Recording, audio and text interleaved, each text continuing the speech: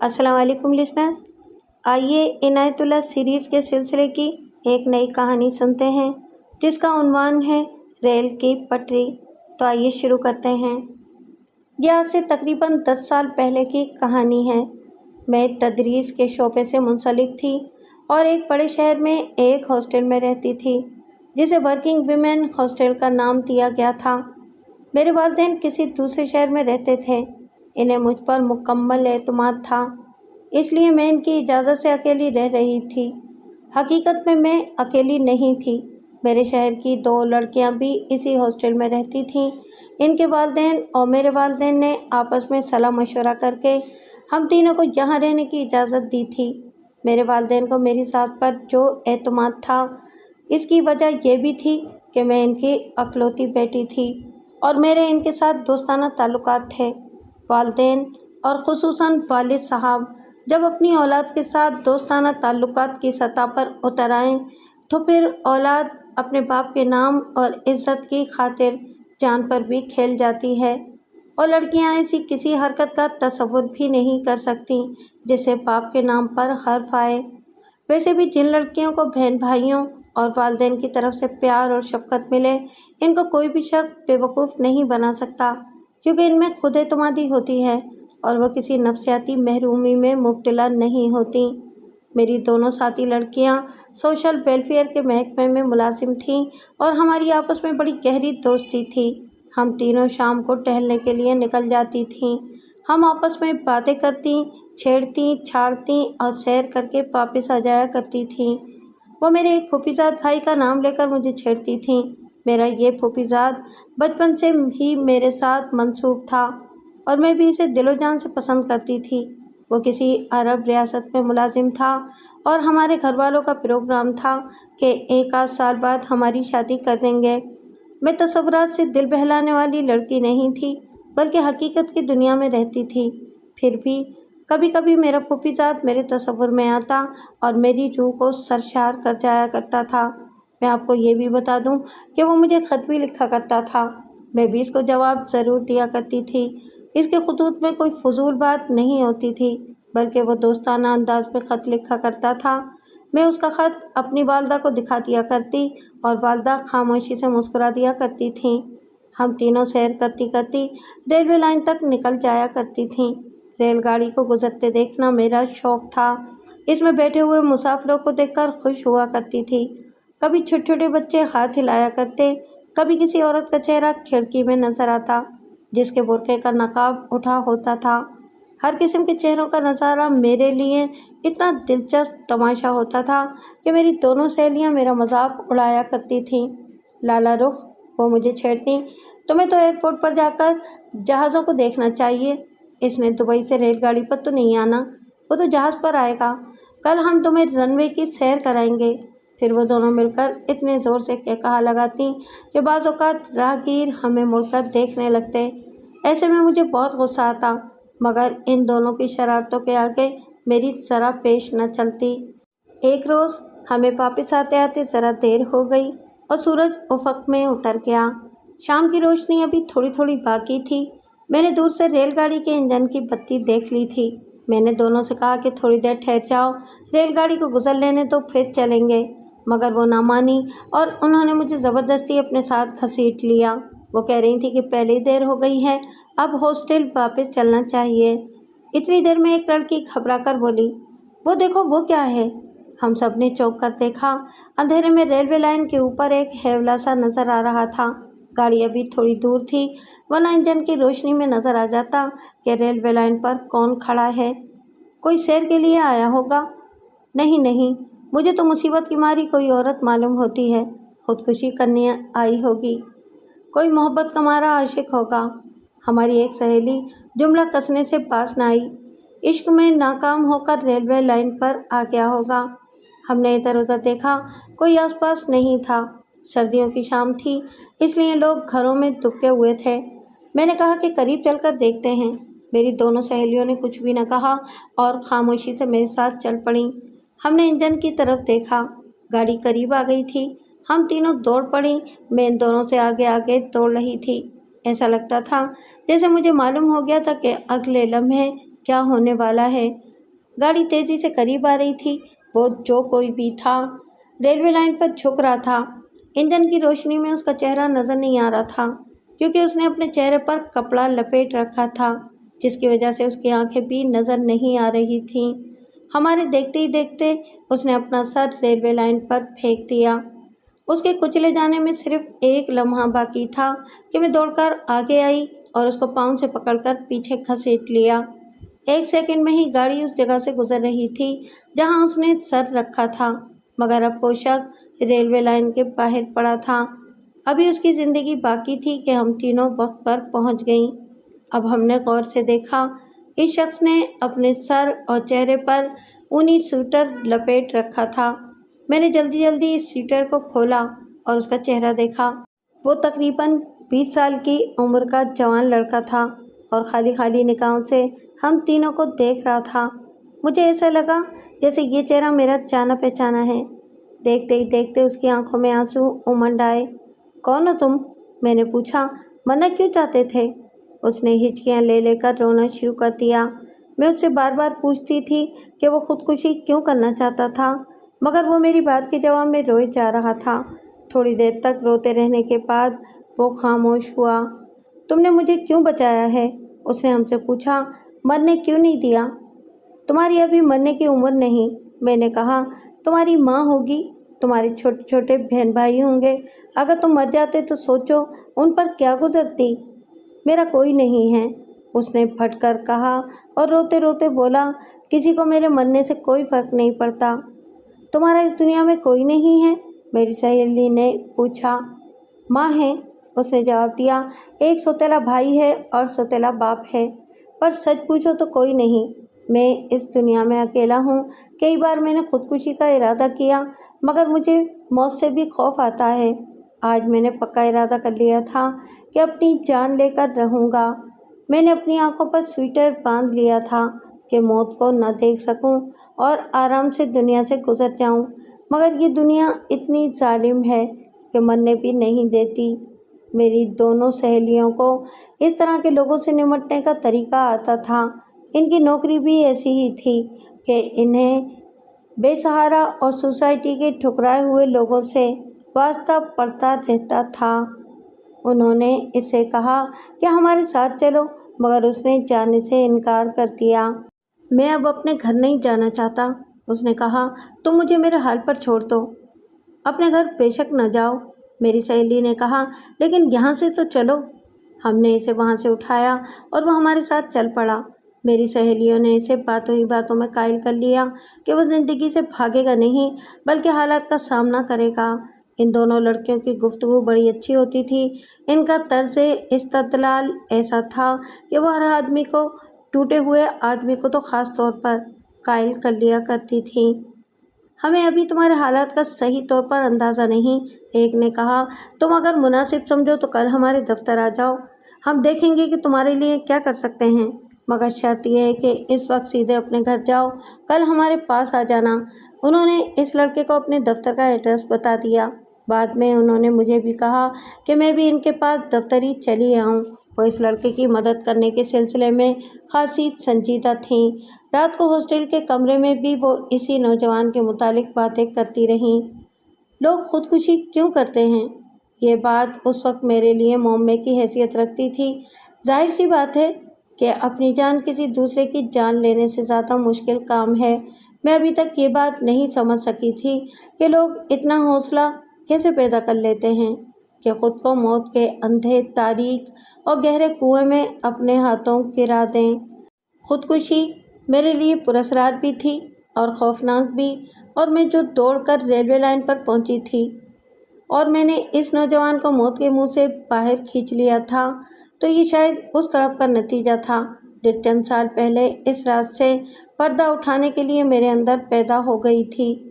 मेरी सहेलियां मुझसे ज़्यादा पढ़ी लिखी थीं। उन्होंने मुझे कई एक वाक़या सुनाए और बताया कि वो कौन से अवामिल होते हैं जिनके बिना पर लोग एक लम्हे के लिए अपने होशो हवास से बेगाना होकर या अपनी जान ले लेते हैं या किसी दूसरे को कत्ल कर देते हैं।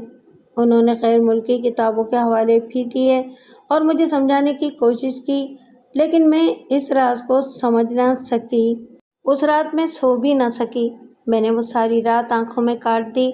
5 साल पहले का ऐसा ही एक मंजर बार बार मेरी आंखों के सामने आ रहा था। बिल्कुल ऐसा ही एक खूबसूरत नौजवान इसी तरह समाज के जालिम बंधनों से ताल्लुक़ तोड़कर रेलवे लाइन पर पहुंच गया था। इस शाम कोई लाला रुख वहाँ नहीं टहल रही थी जो उसको खींचकर मौत के जबड़ों से निकाल लाती। मैं जब तसव्वुर में लाती हूँ कि वो नौजवान किस तरह इंजन के सामने लेटा होगा और उसने किस हौसले से अपनी गर्दन रेल की पटरी पर रखी होगी, तो खौफ के मारे मेरे जिस्म पर लर्ज़ा तारी हो जाता है। इस हादसे ने मेरे भरे घर को वीरान कर दिया था। मेरा इकलौता और लाडला भाई सिर्फ इसलिए मौत की अंधेरी वादी में उतर गया था कि जिसको उसने अपनी ज़िंदगी समझा था वो इसके मुंह पर रुसवाई और जगहसाई की कालक मलकर किसी और की हो गई थी। ये एक अलग और तवील कहानी है जो मैं इस कहानी के साथ नहीं सुना सकती। मुख्तसरन इतना समझ लें कि मोहब्बत में नाकामी का दाग ऐसा था जिसने मेरे भाई का दिल उजाड़ कर दिया था। मेरे माँ बाप को तो इस सदमे ने पागल कर दिया। अकलौते जवान बेटे की मौत माँ बाप की कमर तोड़कर रख देती है और फिर वो फर्माबरदार और सादतमंद बेटा था। मेरे वालिद एक कारखाने के मालिक थे। इन्हें किसी चीज़ की तंगी नहीं थी, मगर अब इनकी इस दौलत का वारिस कोई नहीं रहा था। इतने बड़े वसी कारोबार को संभालने के लिए इन्हें एक माविन की ज़रूरत थी जिसके लिए उन्होंने अपने बेटे पर नज़र रखी थी, मगर अब इन्हें ये कारोबार अकेले ही चलाना था।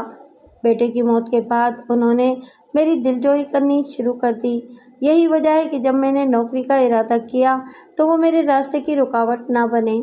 हालांकि वो कह सकते थे कि नौकरी तो इसे करनी चाहिए जिसे पैसों की ज़रूरत हो, और तुम कारखानेदार की बेटी हो, नौकरी क्यों कर रही हो, मगर उन्होंने मेरी ख्वाहिशात का एहतराम किया। वक्त गुजरने के साथ साथ भाई की मौत का ज़ख्म बढ़ता जा रहा था, लेकिन शाम को इस नौजवान ने मेरे सामने आकर ये ज़ख्म फिर ताज़ा कर दिया था। इसे रेलवे लाइन पर देखकर मैं ऐसे ही नहीं दौड़ी थी। मुझे यूँ लग रहा था जैसे मुझे कोई कह रहा हो कि लाला रुख देर न करो, वरना एक और नौजवान मौत के घाट उतर जाएगा। मुझे मालूम हो गया था कि अगले लम्हे क्या होने वाला है। मुझे महसूस हो रहा था जैसे मेरा भाई रेलवे लाइन पर झुककर अपनी गर्दन आहनी पटरी पर रख रहा है। मैं दीवानी हो गई थी और इसी दीवानगी में मैंने इस नौजवान को पीछे खींच लिया था। इसकी ज़िंदगी बचाकर मुझे ऐसे लगा जैसे मैंने अपने भाई को बचा लिया हो। अगली सुबह मैं इस नौजवान से मिलने के लिए बेताब हो रही थी। वो जब मेरी सहेली के दफ्तर में दाखिल हुआ तो इसकी हालत गुज़िश्ता शाम की निस्बत बेहतर थी। दिन की रोशनी में मैंने इसे देखा तो मेरा दिल तड़प गया। वो एक खूबसूरत नौजवान था, बिल्कुल मेरे भाई की तरह वजीह और शकील। मैं सोचने लगी कि ये खूबसूरत लड़का अगर रेल के पहियों के नीचे आकर कीमा बन जाता तो दुनिया को पता भी न चलता कि कोई इस उम्र में रुखसत हो गया है। इसकी माँ अलबत्ता सारी उम्र इसके लिए रोती रहती। ये लड़का जिसे माँ बाप के बुढ़ापे का सहारा बनना था, खुद को नौजवानी में ही बेसहारा महसूस कर रहा था। मैं बाप की मौत के साथ ही बेसहारा हो गया था। इस लड़के ने हमें अपनी दास्तान सुनाई। इसकी दास्तान तो बहुत तवील थी, जो हमने कई घंटों में सुनी थी। इतनी ज़्यादा देर इसलिए भी लगी कि वो बार बार रो पड़ता था और इसे चुप कराना मुश्किल काम था। इसलिए हमने इसे रोने दिया। जब वो दिल की भड़ास निकाल चुका तो उसने बाकी कहानी सुनाई। इस लड़के का बाप उस वक्त मर गया था जब उसकी उम्र अभी 10-11 साल थी। बाप ज़रूरी जायदाद का मालिक था। उसका एक चचा भी था जिसने ये सोचकर कि भाई की जायदाद उसके अपने हाथों में रहे, मरहूम की बेवा से निकाह कर लिया। वो था तो उसका चचा, मगर उसकी दिलचस्पी सिर्फ उस जायदाद के साथ थी जो उसका भाई छोड़कर मरा था। इस लड़के की माँ ने भी इतनी जल्दी शादी की हामी भर ली थी जैसे इसे खामिद की मौत का इंतज़ार हो। मुझे अब याद आता है, इस लड़के ने सुनाया कि मेरी माँ ने इद्दत भी मुश्किल से गुजारी थी। इद्दत की मुद्दत पूरी होते ही उसने चचा से शादी कर ली। मुझे अपनी माँ से इसलिए नफ़रत नहीं कि उसने चचा से शादी की थी, मैं तो इसको इसलिए पसंद नहीं करता था कि उसने मेरे बाप को कभी खुश नहीं रहने दिया था। मेरा बाप जब ज़मीनों पर जाता था तो हमारे घर में 2 आदमी आया करते थे और मेरी माँ मुझे पैसे देकर घर से बाहर भेज देती थी। उस वक्त मैं बच्चा था, इसलिए ये सारी बातें मैं नहीं समझ सकता था, मगर अब जब वो बातें मुझे याद आती हैं तो मेरे अंदर कहर भर जाता है। आप चाहे मुझे बेशर्म कह लें या बेगैरत कहें, मैं ये बात ज़रूर कहूँगा कि मेरी माँ मेरे बाप को धोखा दे रही थी, और जब मेरा बाप ज़मीनों से वापस आता था तो माँ कोई ना कोई बहाना बनाकर मेरे बाप से लड़ाई छेड़ देती थी। उस वक्त मुझे अपनी माँ जहर लगती थी। मेरी माँ बचपन में मुझे चुड़ैल से डराया करती थी और चुड़ैल का तस्वुर करने के लिए मैं अपनी माँ की तरफ देखा करता था। जब वो मेरे बाप से चीख चीख कर बोलती थी तो मुझे चुड़ैल लगती थी। न सिर्फ ये कि उसने मेरे बाप से बेवफाई की, बल्कि उसने मुझे भी किसी तवज्जो के काबिल न समझा। वो अपनी सारी तवज्जो अपने आप को बनाने संवारने पर सर्व करती थी। अगर मैं कभी उसके पास चला भी जाता तो वो मुझे धुतकार दिया करती थी। मेरा बाप जिस उम्र में मरा वो इसके मरने की उम्र नहीं थी। इसे खानगी झगड़ों ने खा लिया था। हकीकत यह है कि मैं अपनी माँ को अपने बाप की कातिल समझता हूँ। मेरी माँ मेरी भी कातिल है। उसने मेरी रूह को ख़त्म कर दिया है। मैं इस घर में इस तरह रहता था जैसे 2 दुश्मन एक चारदीवारी के अंदर रह रहे हों।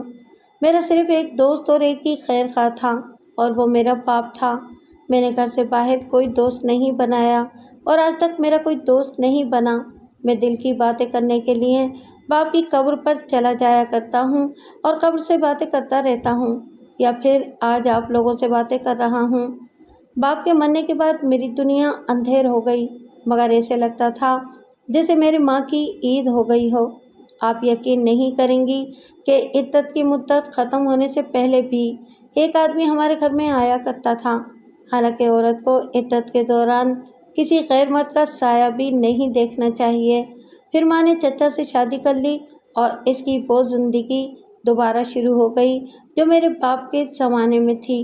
फ़र्क सिर्फ ये पड़ा है कि माँ चचा से झगड़ा नहीं करती, लेकिन जो लोग मेरे बाप की ज़िंदगी में आया करते थे वो बाद में भी आने लगे, क्योंकि मेरा चचा भी कुछ दिनों के लिए ज़मीनों पर चला जाया करता था।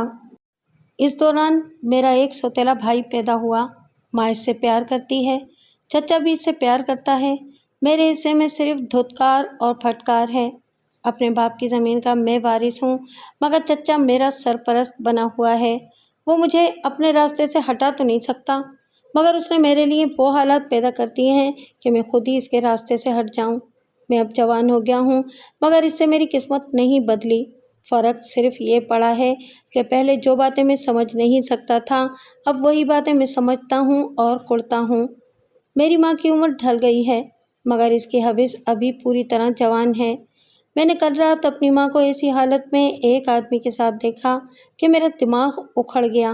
मेरा जी चाहता था कि इसे कत्ल कर दूं, मगर मेरे अंदर इतना हौसला भी नहीं रहा। इसको तो मैं कत्ल नहीं कर सका, मगर मैं अपने आप पर काबू ना पा सका। मैंने फैसला कर लिया था कि धोखे और फरेब की इस दुनिया को ठुकरा कर बाप के पास चला जाऊंगा, मगर तुमने मेरी ये हसरत भी पूरी नहीं होने दी। हर बच्चा अपनी माँ को तक़दीस और इफ़्फ़त माँ-बाप की अलामत समझता है। वो तसव्वुर भी नहीं कर सकता था कि इसकी माँ इसके बरक्स भी हो सकती है, मगर जब ऐसा कोई शक दिल में फूटना शुरू कर दे तो फिर बच्चे का वही हाल होता है जो आजकल आला सोसाइटी के बच्चों का हो रहा है। बच्चे मंशियात के आदी हो जाते हैं, इनके अंदर कहर भर जाता है। वो दंगा फ़साद हत्ता के कत्ल करने से भी दरेक नहीं करते। ये नौजवान जो हमारे सामने बैठा हमें अपनी दास्तान हयात सुना रहा था, ये अपना सारा गुस्सा अपनी ज़ात पर निकाल रहा था। इसमें हालात ने इतनी जुर्रत भी नहीं रहने दी थी कि किसी हमजोली को अपना राजदा ही बना लेता। वो अंदर ही अंदर कुढ़ता रहता था। जब उसका गुस्सा अपनी इंतहा को पहुंच गया तो उसने अपनी जान लेने का फैसला कर लिया। तुम कुछ पढ़े लिखे भी हो? मैंने पूछा। एफ़ए तक पढ़ा है, उसने जवाब दिया। मेरे चचा ने सिर्फ इसलिए मुझे कॉलेज दाखिल करा दिया था कि कोई उसे ये न कह सके कि वो भाई की जायदाद पर तो सांप बनकर बैठ गया है, मगर अपने भतीजे को तालीम भी नहीं दिला रहा। कॉलेज की फ़ीस अदा करने के सिवा किसी ने मेरी तालीम में कोई दिलचस्पी नहीं ली। तुम्हारा कॉलेज में कोई तो दोस्त होगा? मैंने कहा। बिल्कुल नहीं, उसने जवाब दिया। وہ سب لڑکے مجھ سے اتنے مختلف تھے کہ میں ان سے بات کرتے ہوئے بھی جھجکتا تھا۔ محرومی کا وہ احساس جو اس کے گھر کے حالات نے اس کے اندر پیدا کیا تھا، کالج میں جا کر بڑھ گیا تھا۔ اس نے ٹھیک کہا تھا کہ کالج کے لڑکے اس سے بہت مختلف تھے۔ وہ کالج میں اس قسم کی باتیں کرتے جو اس کے لیے عجیب و غریب ہوتی تھیں۔ چلو ٹک شاپ میں کچھ کھا پی لیتے ہیں۔ نہیں یار، میری ماں نے مجھے بڑا زبردست ناشتہ کرایا ہے۔ وہ صبح منہ اندھیرے ہی اٹھ کر میرے لیے ناشتہ تیار کرنا شروع کر دیتی ہے۔ میری ماں بھی ایسی ہی ہے یار، وہ مجھے بازار کی کوئی چیز کھانے ہی نہیں دیتی۔ کہتی ہے کہ تمہارا معدہ بکھر جائے گا۔ تمہارا سویٹر بڑا خوبصورت ہے، ماں نے بنایا ہے۔ سردیاں شروع ہوتے ہی وہ میرے لیے اون ڈھو کر گھر لے آتی ہے اور ہر وقت بس سویٹرز ہی بناتی رہتی ہے۔ مجھے تو اب اجازت دو، 10 منٹ کی بھی دیر ہو جائے تو ماں پریشان ہو کر دروازے پر کھڑی ہو جاتی ہے۔ ان لڑکوں کو وہ کسی اور دنیا کی مخلوق سمجھتا تھا، اس لیے وہ ان میں گھل مل نہیں سکتا تھا۔ وہ سوچتا تھا کہ ایسی مائیں بھی ہوتی ہیں کیا؟ اب آپ خود ہی بتائیں، اس نے کہا۔ میں کالج میں ان لوگوں کو کیسے دوست بنا سکتا تھا؟ میں انہیں کیا کہتا کہ میری ماں کیسی ہے؟ میں انہیں یہ تو نہیں کہہ سکتا تھا کہ گھر میں میرا کوئی بھی انتظار نہیں کرتا کیونکہ ماں کو خود فرصت نہیں۔ میں انہیں یہ بھی نہیں کہہ سکتا تھا کہ میری ماں خامد کی غیر موجودگی میں عیش کرتی پھرتی ہے۔ اگر میں ایسی بات کرتا بھی تو لوگ مجھے پاگل سمجھتے۔ میری سہیلی نے مجھے بتایا تھا کہ اس نے ایک ایسا کیس پہلے بھی دیکھا تھا۔ ایک لڑکی تھی جس کو اپنی ماں سے نفرت تھی، وہ اپنے باپ کو بھی پسند نہیں کرتی تھی۔ اس کے گھر کے حالات نے اسے تنہائی پسند بنا دیا۔ اس نے کالج کی تعلیم بھی حاصل کی تھی مگر وہ اپنی سہیلی نہ بنا سکی۔ میری سہیلی اسے پاگل خانے میں ملی تھی۔ میں تم لوگوں کو ایک بات بتا دوں، اس نے ہم سے کہا، کل شام تو تم لوگوں نے مجھے بچا لیا تھا، مگر اب آئندہ اگر تمہیں خبر ملے کہ ایک نوجوان ریل گاڑی کے نیچے آ کر ہلاک ہو گیا ہے تو مجھے معاف کر دینا۔ تم ایسا نہیں کرو گے امتیاز، میری سہیلی نے اسے کہا۔ ابھی تمہارے مرنے کی عمر نہیں، ہم تمہیں ایسا نہیں کرنے دیں گے۔ تم کیا کرو گی؟ وہ بگڑ کر بولا۔ تم مجھے ماں کا پیار دو گی؟ کیا دھتکارے ہوئے انسان کو سر آنکھوں پر بٹھاؤ گی؟ تم میرے لیے کیا کر سکتی ہو؟ شاید کچھ بھی نہیں۔ دیکھو امتیاز، میں نے بھی تیز لہجے میں بولتے ہوئے کہا، میں نہیں چاہتی کہ تمہاری لاش گاڑی کے نیچے آ کر قیمہ بن جائے اور تمہاری ماں ساری عمر رو کر گزار دے۔ وہ آخر تمہاری ماں ہے۔ سنو، وہ بھی تمہاری طرح کا ایک خوبصورت نوجوان تھا جو آج سے چند سال پہلے اسی طرح ریلوے لائن پر کٹ گیا تھا اور میں آج تک اس کا ماتم کر رہی ہوں۔ وہ میرا بھائی تھا۔ اس روز میں نے تمہیں ریلوے لائن پر دیکھا تو میں یہی سمجھی تھی کہ میرا بھائی ایک بار پھر خودکشی کرنے کے لیے آ گیا ہے۔ تمہیں بچا کر میری روح کا بوجھ ہلکا ہو گیا ہے۔ میں تو یہی سمجھ رہی ہوں کہ میں نے اپنے بھائی کو مرنے سے بچا لیا ہے۔ میں نے امتیاز کو اپنے بھائی کی موت کا سارا واقعہ سنا کر کہا، زندگی اور موت خدا کے اختیار میں ہے۔ تم سوچو کہ خدا نے تمہیں مرنے سے بچا لیا ہے، وہ شاید تم سے کوئی کام لینا چاہتا ہوگا۔ تم اب مرنے کا خیال چھوڑ دو، کوئی کام کاج کرو، کہیں نوکری کر لو۔ تم مصروف ہو جاؤ گے تو سب کچھ بھول جاؤ گے۔ اس نے ہمیں بتایا کہ وہ نوکری کی کوشش بھی کر چکا ہے، اسے کلرک کی تک نہیں ملی۔ ہم نے اسے کہا کہ وہ ہمارے پاس آتا رہے، ہم اس کے لیے کچھ نہ کچھ ضرور کریں گے۔ میں نے اسے اپنے ہاسٹل کا پتہ بھی دے دیا اور اسے رخصت کر دیا۔ یہ تم نے کیا کیا لالا رخ؟ اس کے جانے کے بعد میری سہیلیوں نے مجھے ڈانٹتے ہوئے کہا، تم نے اسے ہاسٹل کا پتہ کیوں دے دیا؟ اب ایسا نہ ہو کہ یہ ہاسٹل کے چکر ہی لگاتا رہے۔ میں نے بے پرواہی سے کہا، میں تمہیں پہلے ہی کہہ چکی ہوں کہ اسے دیکھ کر مجھے اپنا بھائی یاد آ گیا تھا۔ اب میں ہر حال میں اس کی مدد کروں گی اور اسے زندگی کے راستے پر واپس لا کر دم لوں گی۔ میرے والد صاحب کو ایک ایسے قابل اعتماد نوجوان کی ضرورت تھی جو کارخانے میں ان کا ہاتھ بٹاتا۔ میں نے آپ کو بتایا ہے کہ بیٹے کی موت کے بعد وہ بالکل تنہا ہو گئے تھے۔ آدمی تو بہت مل جاتے تھے مگر انہیں اپنے بیٹے کا نعم البدل ایک ایسا نوجوان جس پر وہ آنکھیں بند کر کے اعتماد کر سکیں نہیں مل سکا تھا۔ میں نے سوچا کہ اگلے ہفتے جب میں گھر جاؤں گی تو والد صاحب سے اس نوجوان کا ضرور ذکر کروں گی۔ امتیاز اس دوران 2-3 بار میرے ہاسٹل میں آیا۔ وہ جب بھی ہاسٹل میں آتا تھا مجھ سے ہی ملتا تھا۔ میں نے اسے بتایا کہ میں اس کی نوکری کے لیے کوشش کر رہی ہوں۔ میں نے اس سے پوچھا کہ اگر اس کو کسی دوسرے شہر میں نوکری ملے تو وہ کر لے گا۔ ایک بات بتاؤں لالا رخ، امتیاز نے مجھے بے تکلفی سے مخاطب کرتے ہوئے کہا۔ میں اس شہر میں رہوں یا کہیں اور، اس سے کسی کو کوئی فرق نہیں پڑتا، مجھے بھی کوئی فرق نہیں پڑے گا۔ میں کئی راتیں گھر سے باہر ریلوے اسٹیشن پر گزار دیتا ہوں۔ صبح گھر جاتا ہوں تو نہ کبھی ماں نے مجھ سے پوچھا، نہ چچا نے کہ میں رات بھر کہاں رہا ہوں۔ میں ان میں سے نہیں ہوں جن کی مائیں دروازے پر کھڑی ہو کر ان کا انتظار کیا کرتی ہیں۔ میرا خیال ہے کہ اگر میں دوسرے شہر چلا گیا تو میرا چچا اور میری ماں خدا کا شکر ادا کریں گے۔ میرا چچا تو دن رات دعائیں مانگتا ہے کہ میں اس دنیا سے ہی رخصت ہو جاؤں۔ رہی میری بات تو میں سمجھتا ہوں کہ اس شہر سے ہمیشہ کے لیے ہی چلا جاؤں تو بہتر ہے۔ تم میرے لیے بہت کچھ کر رہی ہو، میں تمہارا احسان زندگی بھر نہیں اتار سکوں گا۔ تمہارا یہی احسان کیا کم ہے کہ تم میری بات صبر و تحمل سے سن لیتی ہو؟ تم اس کو احسان نہیں سمجھتے کہ میں نے تمہاری جان بچائی؟ سچ پوچھو تو بالکل نہیں، اس نے جواب دیا۔ اگر تم مجھے وہاں پر پڑا رہنے دیتی تو شاید یہ میرے اوپر بہت بڑا احسان ہوتا، لیکن ٹھہرو، شاید میں سچی بات اب بھی نہیں کر رہا۔ اگر میں مر جاتا تو پھر تم جیسی ہمدرد لڑکی سے میں کہاں ملتا؟ لالا رخ، میں سمجھتا تھا کہ میرا کوئی دوست نہیں، لیکن تم سے ملنے کے بعد میری رائے تھوڑی بدل گئی ہے۔ تمہاری ہمدردی، تمہارے خلوص اور تمہاری…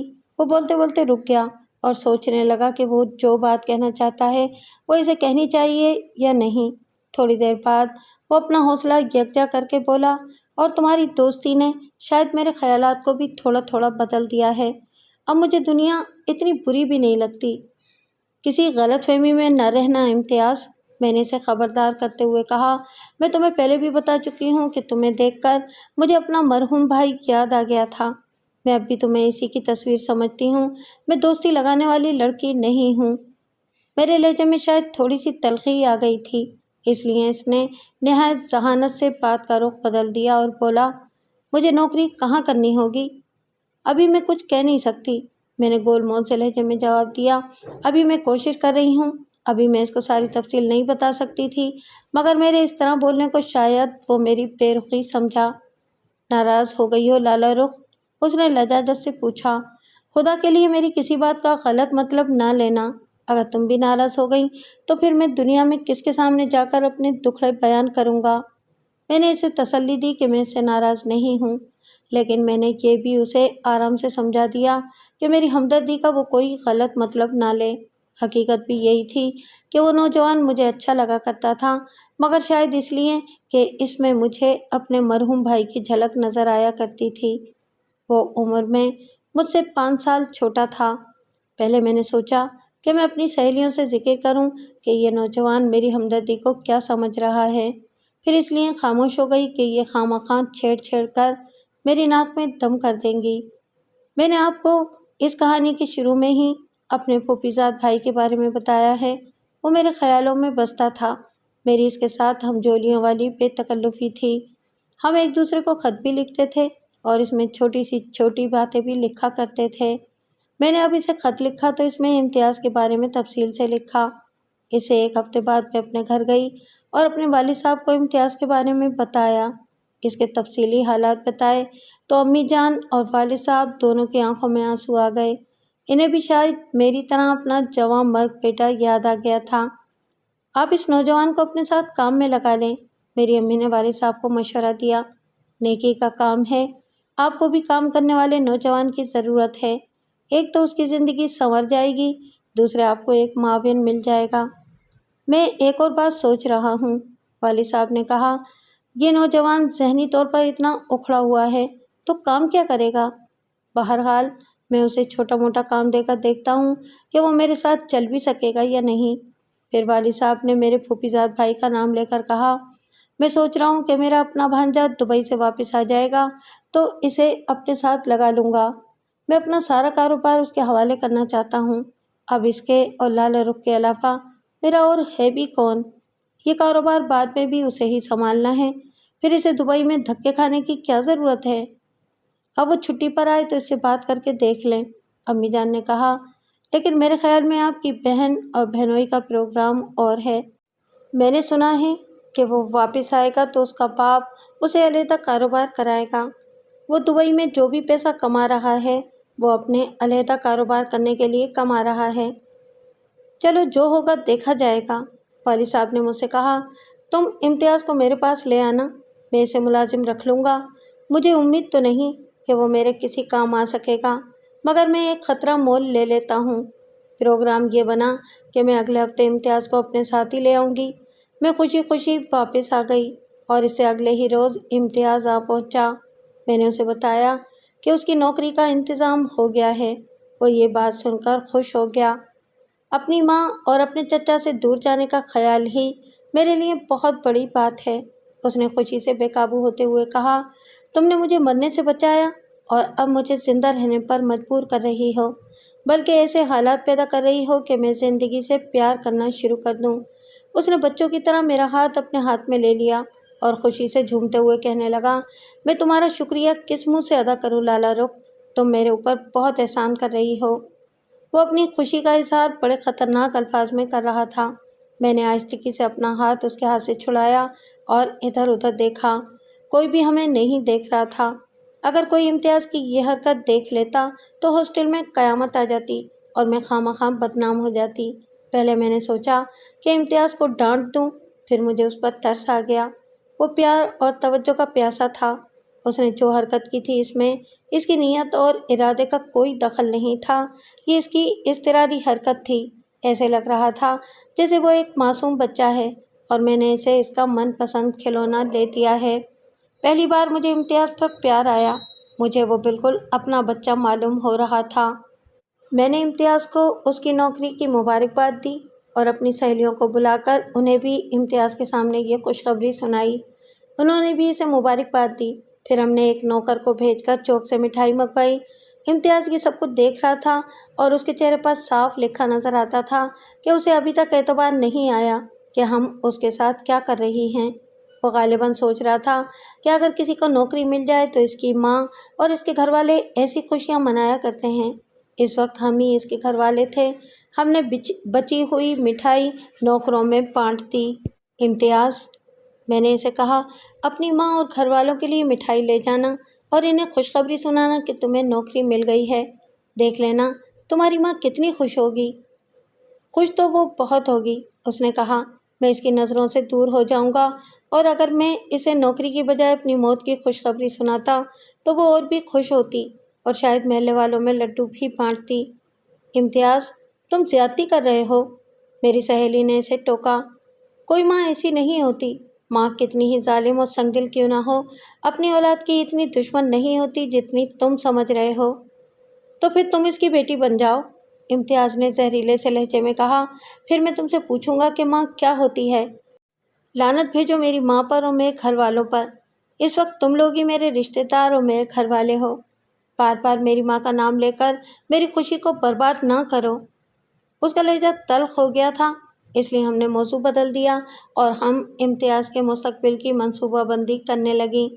इम्तियाज़, मेरी एक सहेली ने उससे कहा, नौकरी तो तुम्हें मिल ही गई है, अब शादी कब कर रहे हो? कोई लड़की देख रखी है क्या? लड़की भी अब तुम ही देखोगी, इम्तियाज़ ने कहा। अगर तुमने कोई अच्छी लड़की तलाश कर ली तो मैं तुम तीनों को एक एक नया जोड़ा लेकर दूंगा। हम तीनों ने एक दूसरे की तरफ हैरत से देखा। ये एक खुशगवार तब्दीली थी। ये पहला मौका था कि इम्तियाज़ इस तरह बात कर रहा था। अब उसके अंदाज में शकस्तगी नहीं थी। शैतान, मेरी सहेली ने इसे मसनूई गुस्से से डांटा। हमें रिश्ते कराने वाली माइयाँ समझता है क्या? और हम सब हंस पड़े। हम जितनी देर बैठे रहे इसी तरह हंसी मजाक करते रहे। उस रोज़ इम्तियाज़ बहुत खुश था और उठने का नाम ही नहीं ले रहा था क्योंकि वो खुद हंसी मजाक के मूड में था। एक बात बताओ, इम्तियाज़ ने हमसे पूछा, क्या मैं तुम्हारे साथ हॉस्टल में नहीं रह सकता? घर जाने से मुझे वहशत होती है। रह सकते हो, मेरी सहेली ने जवाब दिया। नौकरों के क्वार्टर में यकीनन जगह खाली होगी, पर तुम्हें फिर इस हॉस्टल में नौकरी करनी पड़ेगी। बात मजाक में कही गई थी मगर इम्तियाज़ संजीदा हो गया। हम समझी शायद इसे ये बात बुरी लगी है। इम्तियाज़ ने हमसे इजाज़त ली और चला गया। देखा, रात मैंने अपनी सहेलियों से कहा, नौकरी के नाम पर ही वो कितना बदल गया है। सोचो, जब इसे नौकरी मिलेगी तो वो कितनी जल्दी नॉर्मल होगा। ये सब तुम्हारी हमदर्दी का नतीजा है लाला रुख, मेरी सहेली ने कहा। अल्लाह करे तुम्हारी ये हमदर्दी सिर्फ हमदर्दी ही रहे। ورنہ اگر اس نے اس سے کوئی غلط مطلب لے لیا تو اس کی زندگی پھر برباد ہو جائے گی۔ اگلے ہفتے میں امتیاز کو ساتھ لے گئی۔ میرے والدین اس سے بڑے پیار سے ملے۔ والد صاحب نے اپنے کارخانے میں اسے لکھنے پڑھنے کا کوئی چھوٹا موٹا کام دے دیا۔ اس کی رہائش کا مسئلہ درپیش تھا۔ امی جان نے کہا کہ وہ ہمارے گھر کے ہی ایک کمرے میں رہ جائے۔ امتیاز ضد کر رہا تھا کہ وہ چوکیدار کے ساتھ رہ لے گا، مگر میری والدہ نے اسے اچھا نہ جانا کہ وہ نوکر کے ساتھ رہے۔ اسے گھر کے اندر ہی رہنا پڑا۔ میں جو کچھ کر رہی تھی اپنے پھوپھی زاد بھائی کو تفصیل سے لکھتی تھی۔ ایک بار اس کا خط آیا تو اس میں صرف اتنا لکھا تھا: لالا رخ، ہمدردی کی بھی ایک حد ہوتی ہے۔ میں تو اب یہ سمجھنے لگا ہوں کہ امتیاز میری جگہ لے رہا ہے۔ مجھے بہت غصہ آیا کہ اس نے مجھے غلط سمجھا ہے۔ میں نے اسے ایک لمبا چوڑا خط لکھ دیا اور اسے پہلی بار لکھا کہ عورت زندگی میں صرف ایک بار محبت کرتی ہے اور میں بھی صرف تم سے محبت کرتی ہوں۔ میرا خیال تھا کہ میرا خط پڑھ کر اس کے خیالات بدل جائیں گے اور غلط فہمی رفع ہو جائے گی۔ میں اگلی دفعہ گھر گئی تو والد صاحب بہت خوش تھے۔ وہ بتا رہے تھے کہ امتیاز ان کی توقع کے خلاف بڑا ذہین اور محنتی نوجوان ثابت ہوا ہے۔ ابا جان نے اس کا کام بڑھا دیا تھا اور اب وہ کلرک اور مینیجر کے درمیان کچھ تھا۔ قدرتی بات ہے کہ مجھے بھی بہت خوشی ہوئی۔ میں نے نوکر کو بھیج کر امتیاز کو بلوایا، مگر نوکر نے واپس آ کر کہا کہ امتیاز صاحب کہتے ہیں کہ اس وقت سخت مصروف ہوں، اس لیے گھر نہیں آ سکتا۔ مجھے امید نہیں تھی کہ وہ نوکری میں اتنی دلچسپی لے گا۔ والد صاحب نے مجھے بتایا کہ وہ بعض اوقات کام کرنا بھی شروع کر دیتا ہے جو اس کے کرنے کا بھی نہیں ہوتا۔ وہ ہر کام کرنے کے لیے ہر وقت تیار رہتا ہے۔ اس لڑکے میں ذہانت بھی ہے اور کام کرنے کا جذبہ بھی، والد صاحب نے مجھے بتایا۔ اگر اس کے گھر کے حالات ٹھیک ہوتے تو یہ لڑکا بہت ترقی کرتا۔ میں دیکھ رہا ہوں اگر یہ اسی طرح محنت اور دلچسپی سے کام کرتا رہا تو میں اسے بہت جلد مینیجر بنا دوں گا۔ کل یہ مجھے کہہ رہا تھا کہ میں علیحدہ مکان لے کر رہنا چاہتا ہوں۔ میں نے اسے پوچھا کہ تمہیں اس گھر میں کوئی تکلیف ہے؟ کہنے لگا کہ تکلیف تو کوئی نہیں، مگر میں آپ لوگوں کو اور زیادہ تکلیف دینا مناسب نہیں سمجھتا۔ میں نے اسے کہا کہ تم اب میرے گھر میں ہی رہو گے۔ سچ پوچھو تو جب سے وہ یہاں آیا ہے گھر میں بھی رونق سی ہو گئی ہے۔ اگر وہ اپنا مکان لے کر علیحدہ رہنا چاہتا ہے تو رہنے دیں۔ امی جان نے کہا، لالا رخ کے سسرال والے بھی اسی شہر میں ہیں، وہ شاید امتیاز کا اس گھر میں رہنا اچھا نہ سمجھیں۔ تم میری بہن کو اتنا گھٹیا نہ سمجھو، والد صاحب نے کہا۔ وہ لوگ کچھ نہیں کہیں گے، ویسے بھی امتیاز کا تنہا رہنا اس کے لیے اچھا نہیں ہوگا۔ رات کو امتیاز گھر آیا تو میں نے پہلی نظر ہی میں بھانپ لیا کہ وہ اپنی نوکری سے بہت مطمئن ہے۔ وہ اس طرح سب کے ساتھ ہنس کھیل رہا تھا جیسے بچپن سے ہی اس گھر میں رہتا آیا ہو۔ اس کو پہلی بار توجہ اور شفقت ملی تو اس کی شخصیت نکھر آئی۔ اس بدلی ہوئی شخصیت میں وہ اور بھی پیارا لگ رہا تھا۔ امی جان نے مجھے تنہائی میں بلا کر پوچھا کہ میرے پھوپھی زاد بھائی کا کوئی خط تو نہیں آیا؟ میں نے امی کو صاف بتا دیا کہ اس نے خط میں کیا لکھا ہے۔ مجھے یہی فکر تھی، امی نے کہا۔ تمہاری پھوپھی کے گھر والے بھی بیہودہ باتیں کر رہے ہیں۔ جب سے امتیاز اس گھر میں آیا ہے انہوں نے تمہارے خلاف فضول باتیں کرنی شروع کر دی ہیں۔ اگر وہ براہ راست میرے ساتھ بات کرتے تو میں ان کی غلط فہمی دور کر دیتی، مگر ان کی باتیں مجھے محلے کی عورتوں کے ذریعے معلوم ہوتی ہیں۔ میں نے امی جان کو تسلی دی اور انہیں بتایا کہ وہ فکر وغیرہ نہ کریں۔ میں نے اپنے پھوپھی زاد بھائی کو تفصیل سے خط لکھا ہے۔ امید ہے کہ اس کی غلط فہمی رفع ہو جائے گی۔ میں تو کہتی ہوں کہ امتیاز یہاں سے چلا ہی جائے تو بہتر ہے، امی جان نے کہا، کہیں یہ نیکی ہمیں مہنگی نہ پڑے۔ نہیں امی جان، میں نے کہا، خدا آپ کی یہ نیکی برباد نہیں کرے گا، ان لوگوں کی غلط فہمی دور ہو جائے گی۔ مگر میرا یہ خیال غلط ثابت ہوا۔ جو غلط فہمیاں چار دیواری کی دنیا میں پیدا ہوتی ہیں وہ دور نہیں ہوتی۔ یہ غلط فہمیاں عورتوں کی پیدا کردہ ہوتی ہیں جن کی دلچسپی کا اور کوئی سامان نہیں ہوتا۔ میری پھوپھی کے خاندان کو چار دیواری کی عورتوں نے ہی بتایا تھا کہ امتیاز کو میں لائی ہوں۔ پھر امتیاز ہمارے گھر میں رہنے لگا اور اس افسانے میں مزید رنگ آمیزی کی گئی۔ چار دیواری کی عورتیں ہی میرے ماں کے پاس آ کر طرح طرح کی باتیں بتایا کرتی تھیں۔ جس روز والد صاحب نے امتیاز کو اپنے کارخانے کا مینیجر بنا دیا اس روز کے بعد غلط فہمیوں کی یہ آگ ایسی بھڑکنی شروع ہوئی کہ ٹھنڈی ہونے کا نام ہی نہیں لیتی تھی۔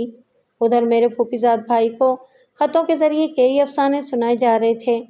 اس نے میرے کئی خطوں کا جواب ہی نہ دیا، اور آخری خط لکھا بھی تو اس میں صرف یہ لکھا: تمہارے ماں باپ نے میرا نعم البدل ڈھونڈ لیا ہے۔ میری قسمیں اور میرا پیار بھی اس کی غلط فہمی دور نہ کر سکا، اور امتیاز کو ریلوے لائن سے اٹھا کر میں نے جو نیکی کی تھی اس نے میری قسمت پھوڑ دی۔ پھر ایک روز میری پھوپھی کے گھر والے میرے گھر آئے اور انہوں نے میرے بارے میں فضول باتیں کیں۔ انہوں نے منگنی قائم رکھنے کے لیے 2 شرطیں رکھیں۔ پہلی یہ کہ لالا رخ نوکری چھوڑ دے، اور دوسری یہ کہ والد صاحب امتیاز کو نوکری سے نکال دیں۔ اگر یہ دونوں شرطیں مان کر بھی والد صاحب کو یقین ہوتا کہ میری پھوپھی کا خاندان مجھے معاف کر دے گا تو شاید وہ ان کی شرطیں مان لیتے، مگر میرے والد صاحب اچھی طرح جانتے تھے کہ جس رشتے میں غلط فہمیاں اور شکوک جڑ پکڑ جائیں، اس کا انجام تباہی ہوتا ہے۔ اپنے معاشرے میں ایک لعنت یہ بھی ہے کہ لڑکے والے لڑکی والوں کو کمین سمجھنے لگتے ہیں اور توقع رکھتے ہیں کہ لڑکی والے ان کے آگے سر جھکا کر رکھیں گے۔ والد صاحب نے ان کی باتیں سن کر ان کو خود ہی اس رشتے سے جواب دے دیا اور میری بچپن کی نسبت ختم کر دی۔ میری زندگی کا ایک دور ختم ہو گیا۔ ہمیں بعد میں پتہ چلا کہ ان لوگوں نے میرے بارے میں بیہودہ افسانے مشہور کر دیے تھے۔ وہ سب کو یہی بتاتے تھے کہ لالا رخ نوکری کے بہانے عیش کرتی پھرتی ہے، جس ہاسٹل میں رہتی ہے وہاں مرد اس سے ملنے آتے ہیں۔ میں نے غلطی کی تھی کہ میں نے اپنے پھوپھیزاد بھائی کو امتیاز کے متعلق صاف صاف لکھ دیا تھا۔ وہ بجائے اس کے کہ میری نیکی کی تعریف کرتا، اس نے اس کے غلط معنی لیے۔ جب اس کے گھر والوں نے بھی اس کو میرے خلاف بھڑکایا تو وہ یہی سمجھا کہ میں واقعی ہاسٹل میں رہ کر امتیاز کے ساتھ عیش کرتی پھرتی ہوں۔ میں نے سنا ہے کہ اس نے بھی اپنے ماں باپ کو میرے خلاف کئی باتیں لکھی تھیں، اور منگنی قائم رکھنے کی جو شرائط اس کے ماں باپ نے پیش کی تھیں وہ دراصل اس کی اپنی شرائط تھیں۔ ادھر امتیاز اس صورتحال سے سخت پریشان تھا۔ وہ خود کو مجرم سمجھ رہا تھا۔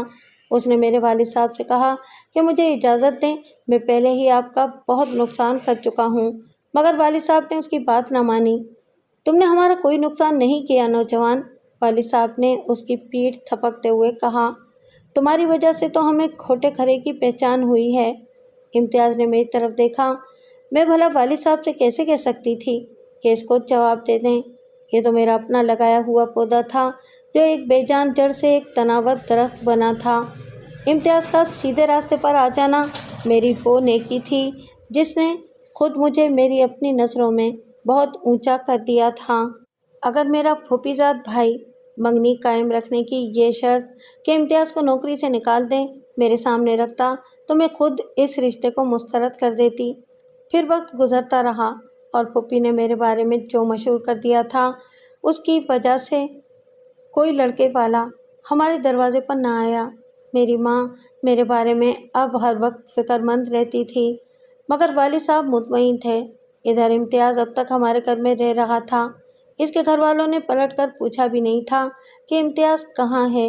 شروع میں میرے والد صاحب نے امتیاز سے کہا بھی کہ اپنی ماں اور گھر والوں سے مل آؤ، مگر اس نے انکار کر دیا۔ اس نے کہا کہ اب آپ لوگ ہی میرا سب کچھ ہیں۔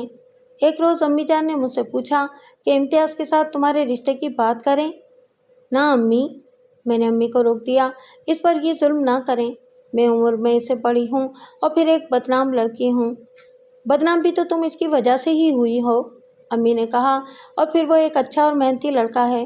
تمہارے ابا جان بھی کہہ رہے تھے کہ اب امتیاز نے ان کا سارا کام سنبھال لیا ہے۔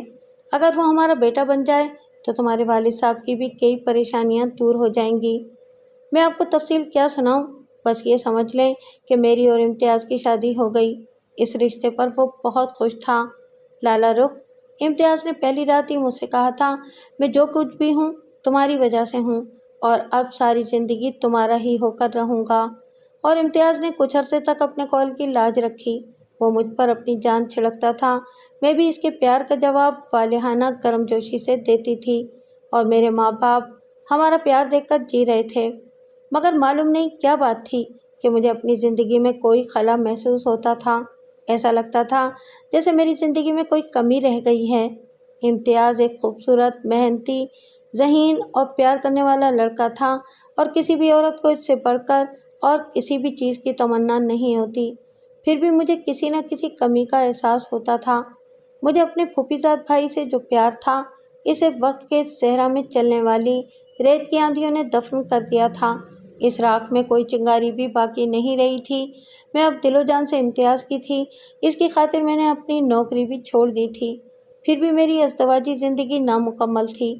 شاید اس کی وجہ یہ ہو کہ میں نے امتیاز کو اس روپ میں نہیں دیکھا تھا جس روپ میں وہ اب میرے ساتھ تھا۔ وہ عمر میں مجھ سے چھوٹا تھا اور میں نے اسے پناہ دی تھی۔ شاید عورت اپنے خامد کو اپنے اوپر حاوی دیکھنا پسند کرتی ہے، اور اس کے برعکس میں امتیاز پر حاوی تھی۔ ممکن ہے کہ کوئی اور وجہ ہو، لیکن ایک بات میں آپ کو صاف صاف بتا دیتی ہوں کہ میں نے کبھی امتیاز کو یہ محسوس نہیں ہونے دیا کہ میں کیا سوچ رہی ہوں اور کیا محسوس کرتی ہوں۔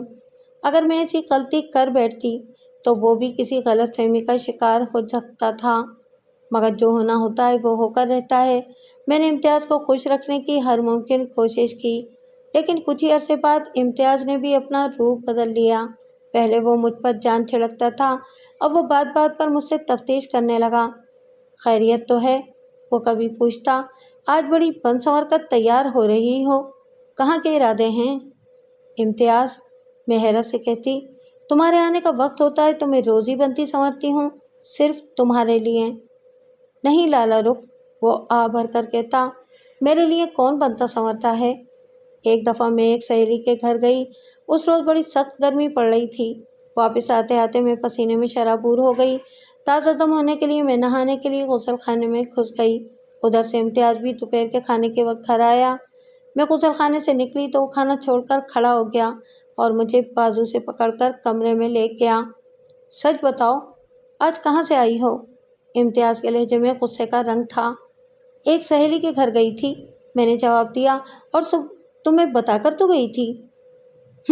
سہیلی کے گھر، اس نے طنزیہ انداز میں کہا، سہیلی کے گھر سے آنے کے بعد تو نہانے کی ضرورت نہیں پڑتی۔ میں اس کی بات سن کر حیرت اور غصے سے سن ہو گئی۔ میں تصور بھی نہیں کر سکتی تھی کہ امتیاز اس حد تک بھی جا سکتا ہے۔ میں نے اسے رو رو کر یقین دلایا اور وہ مجھے غلط سمجھتا رہا۔ کس کو صحیح سمجھوں؟ اس نے کہا، تمہیں صحیح سمجھوں یا تمہارے ان رشتہ داروں کو جو تمہیں اچھی طرح جانتے تھے اور جنہوں نے تمہیں ٹھکرا دیا؟ امتیاز، میں نے کہا، یہ تم اچھی طرح جانتے ہو کہ میرے رشتہ داروں نے مجھے کس کی خاطر ٹھکرایا تھا، تمہاری خاطر، اور اب تمہیں اسی بات کا افسوس ہے؟ امتیاز نے کہا، میں اچھی طرح جانتا ہوں کہ تمہارے دل میں اب بھی تمہارا پہلا منگیتر بستا ہے۔ تم تو مجھے صرف ہمدردی میں برداشت کر رہی ہو، اور خدا کے لیے میرے ساتھ بے وفائی نہ کرو۔ مجھے معلوم ہے کہ وہ دبئی سے آ گیا ہے، اور مجھے یہ بھی معلوم ہے کہ تم اپنی سہیلی سے ملنے نہیں جاتی بلکہ اپنے سابق منگیتر سے ملنے جاتی ہو۔ اگر میری یہ باتیں غلط ہیں تو پھر تم کھوئی کھوئی کیوں رہتی ہو؟ امتیاز کی باتیں اب میری برداشت سے باہر ہوتی جا رہی تھیں۔ میں نے آپ کو صرف ایک تو مثالیں دی ہیں، ایسی بک بک ہر وقت ہوتی رہتی تھی اور میں سوچتی تھی کہ کیا کروں۔ ایک خیال آتا تھا کہ امتیاز پر لعنت بھیجوں اور اسے کہوں کہ مجھے طلاق دے دے۔ پھر میں سوچتی کہ میں پہلے ہی بہت بدنام ہو چکی ہوں، اگر ایسی بات ہوئی تو میری پھوپھی کا خاندان مجھ پر اور کیچڑ اچھالے گا، اور میرا اور میرے ماں باپ کا اس شہر میں جینا محال ہو جائے گا۔ یہ تو ہو نہیں سکتا تھا کہ میں امتیاز کی باتیں مزید برداشت کرتی۔ ایک روز صبح امتیاز نے اس سے زیادہ سخت باتیں کیں اور کارخانے چلا گیا۔ اس وقت میرا پہلا بچہ ہونے والا تھا۔ غصے اور افسوس نے میرے سوچنے سمجھنے کی ساری صلاحیتیں سلب کر لی تھیں۔ میں نے امتیاز کے نام خط لکھا۔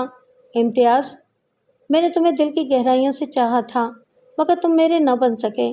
اب یہ زندگی اتنی اذیت ناک ہو گئی ہے کہ مجھے زندہ رہنے میں کوئی فائدہ نظر نہیں آتا۔ میں بھی اب ریلوے لائن پر اسی جگہ جا رہی ہوں جہاں میرے بھائی نے اپنی گردن گاڑی کے آگے رکھی تھی۔ مجھے افسوس ہے کہ میں نے تمہیں تو زندگی کے راستے پر ڈال دیا، مگر مجھے خود زندہ رہنے کا سلیقہ نہ آیا۔ شام کو میری لاش دیکھو تو مجھے معاف کر دینا، تمہاری لالا رخ۔ میں نے یہ خط تکیے کے نیچے رکھا اور تیزی سے گھر سے نکل گئی۔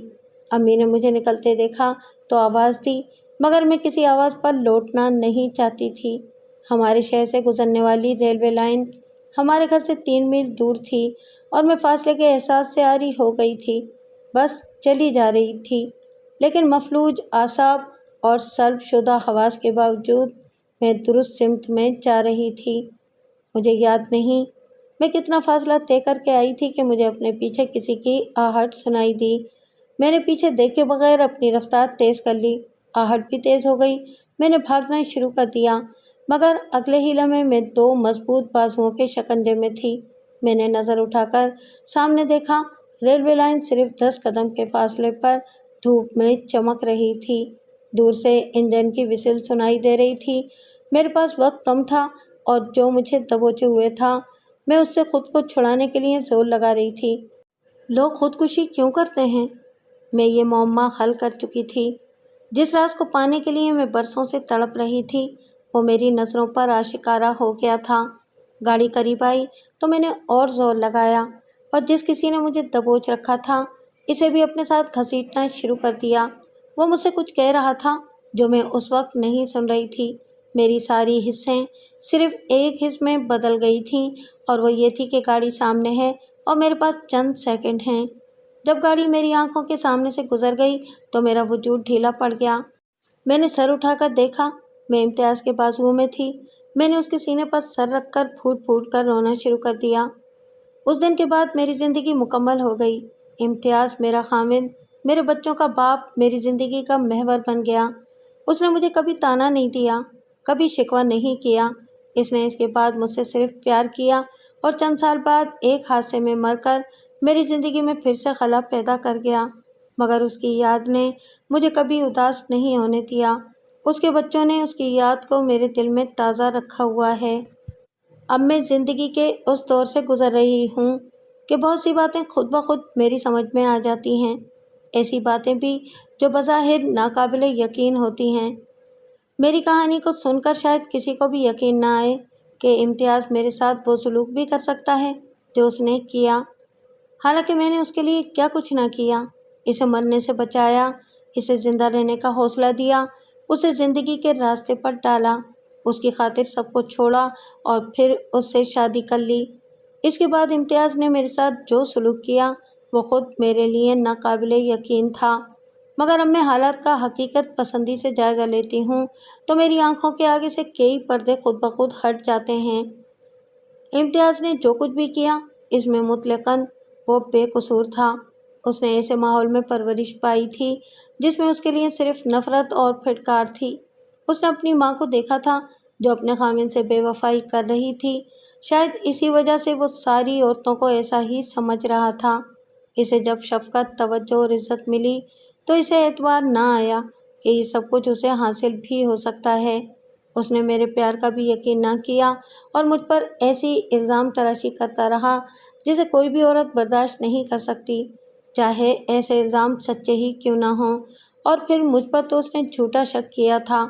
میں جو ماں بننے والی تھی اس کی یہ باتیں برداشت نہ کر سکی اور اپنی جان لینے پر تل گئی، مگر جب اسے میرا خط ملا تو اسے ایک جھٹکا لگا جس نے اس کے ذہن سے غلط فہمیاں نکال پھینکی اور وہ دل و جان سے میرا ہو گیا۔ یہ تو میں نے آپ کو بتایا ہی نہیں کہ امتیاز میرے پیچھے کس طرح آیا تھا۔ ہوا یوں کہ میری امی نے جب مجھے تیزی سے دروازے سے نکلتے دیکھا تو ان کا ماتھا ٹھنکا۔ کہتے ہیں کہ سانپ کا ڈسا رسی سے بھی ڈرتا ہے۔ وہ ایک بیٹے کی قربانی دے چکی تھیں۔ وہ جانتی تھیں کہ امتیاز کے رویے کی وجہ سے مجھ پر کیا گزر رہی ہے۔ انہوں نے جب مجھے نکلتے دیکھا تو میرے پیچھے لپکیں، پھر کسی خیال کے تحت میرے کمرے میں گئیں۔ سائڈ ٹیبل پر تہہ کیا ہوا کاغذ یعنی کہ میرا خط پڑا تھا۔ انہوں نے خط پڑھا اور بھاگتی ہوئی کارخانے گئیں اور امتیاز کو برا بھلا بھی کہا اور میرا خط بھی دیا۔ امتیاز اسی وقت بھاگا اور ایک حادثے نے جو ہوتے ہوتے رہ گیا نہ صرف مجھے بلکہ میری ازدواجی زندگی کو بھی بچا لیا۔ امتیاز کو خدا غریق رحمت کرے۔ وہ حادثے کی طرح میری زندگی میں داخل ہوا تھا اور ٹریفک کے ایک حادثے نے اسے مجھ سے جدا کر دیا۔